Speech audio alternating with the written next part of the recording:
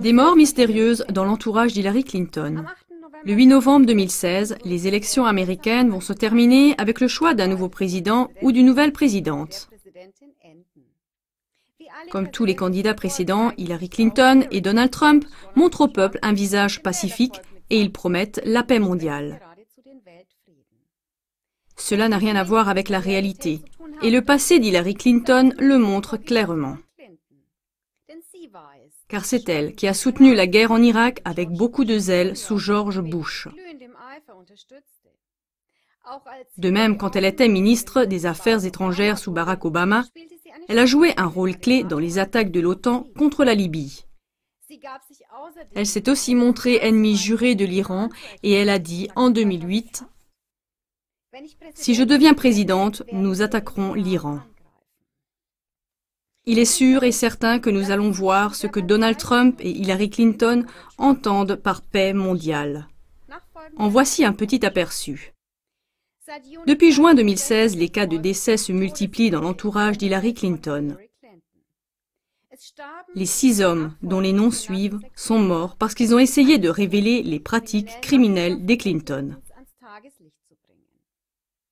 John Ash, ancien président de l'Assemblée générale des Nations unies entre 2013 et 2014, aurait dû être un témoin pour des transferts d'argent illégaux de l'homme d'affaires chinois Zhang vers le comité démocrate sous le président Bill Clinton.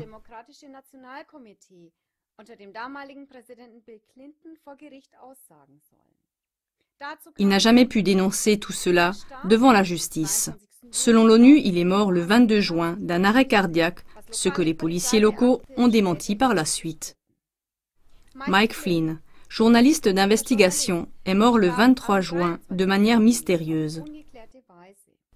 Le jour de sa mort, son article sur la fondation des Clinton, avec ses nombreuses succursales partout dans le monde, y compris à Hong Kong, a été publié. En échange de cadeaux politiques, la fondation des Clinton a été soutenue financièrement par des hommes d'affaires chinois et par le gouvernement chinois à Pékin. Seth Rich a fait des recherches sur le trucage des votes du comité démocrate. D'après ses recherches, le comité a manipulé les préélections avec des moyens criminels en faveur d'Hillary Clinton.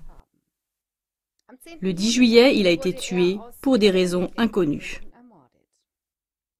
Joe Montano, ancien dirigeant du comité démocrate, est mort le 25 juillet à l'âge de 47 ans d'un arrêt cardiaque.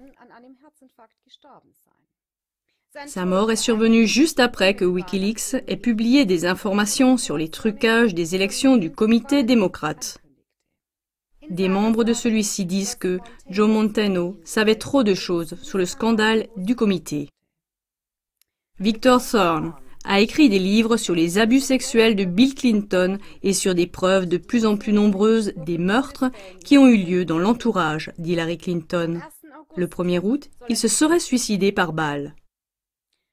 Sean Lucas est mort le 2 août pour des raisons inconnues jusqu'à présent. Il prétendait que les élections présidentielles étaient une escroquerie. Chers téléspectateurs, d'un côté, ces cas de mort sont tragiques. Mais d'un autre côté, ce qui est aussi tragique, c'est que les grands médias occidentaux n'en parlent pas. Et c'est exactement pour cette raison que la question se pose de savoir s'il s'agit seulement de coïncidences tragiques ou bien d'une conspiration qu'on ne peut plus nier.